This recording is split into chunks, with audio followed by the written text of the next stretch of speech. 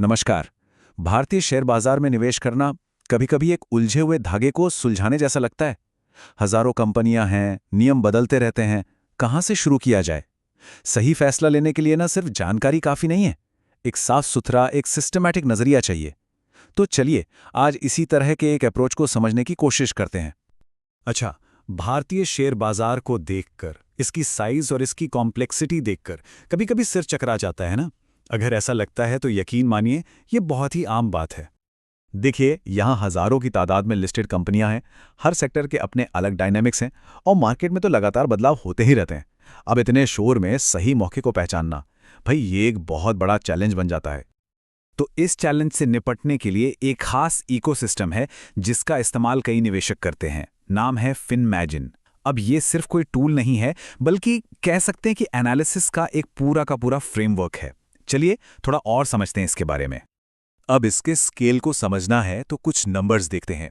सबसे पहले 300 से भी ज्यादा पन्नों का प्रोफेशनल कंटेंट।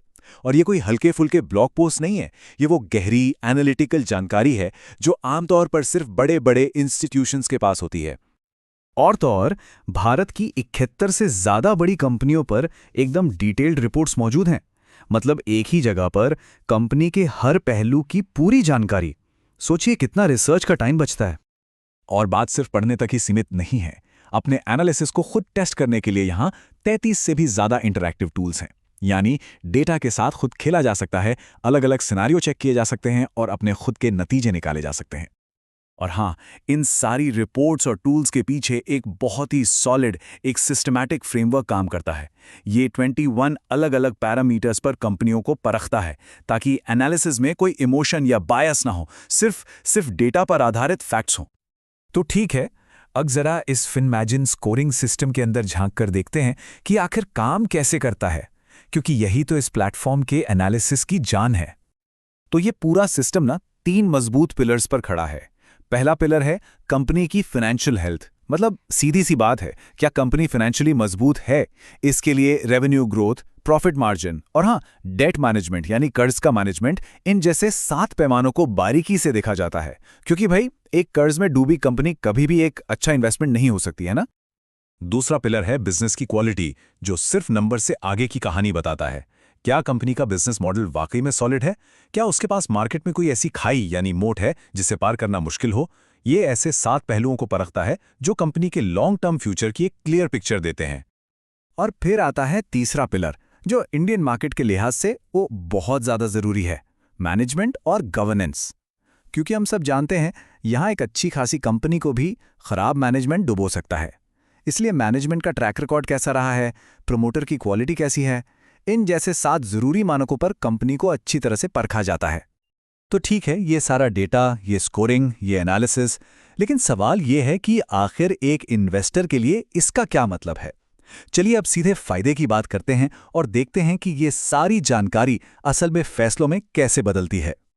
देखिए, सबसे बड़ा फायदा है एक सिस्टमैटिक अप्रोच का मिलना। इससे घंटों की रिसर्च का टाइम बचता है, रिस्क की समझ बेहतर होती है और सबसे जरूरी बात, इन्वेस्टमेंट में इमोशंस की जगह एक सॉलिड प्रोसेस ले लेता है। और हाँ, हिंदी सपोर्ट के साथ ये जानकारी और भी ज्यादा लोगों के लिए एक्सेसिबल हो जाती है।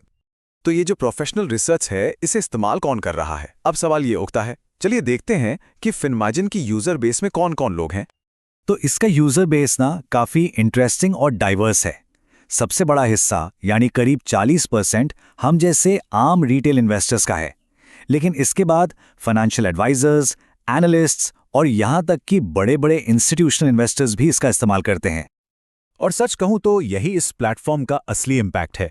ये छोटे इन्वेस्टर्स और नए एडवाइजर्स को वही इंस्टीट्यूशनल क्वालिटी रिसर्च दे रहा है जो पहले सिर्फ बड़ी बड़ी फर्म्स के पास होती थी। एक तरह से ये इन्वेस्टमेंट की दुनिया में लेवल प्लेइंग फील्ड बना रहा है। तो फिर अगर किसी को ये प्लेटफॉर्म ट्राई करना हो तो शुरुआत कैसे की जाए?